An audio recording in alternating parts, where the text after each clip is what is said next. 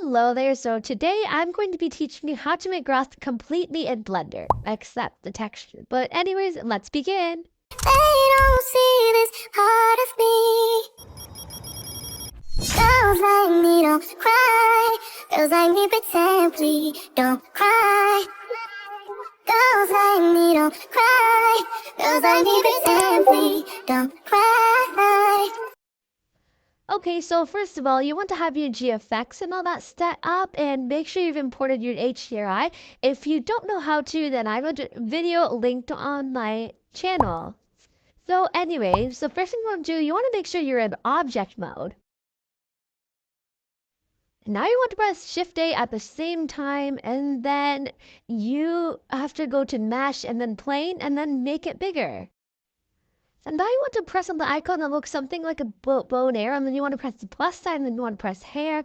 You want to change the amount to around 50,000, however much your computer can handle. And then you want to put your hair length to, it's pretty much your choice actually. So then you want to press advanced, and then you want to go to physics, and then you want to put Brownian to around 0.140. Then you want to press the checkered ball. Don't mind me, I'm just checking out how much grass there is.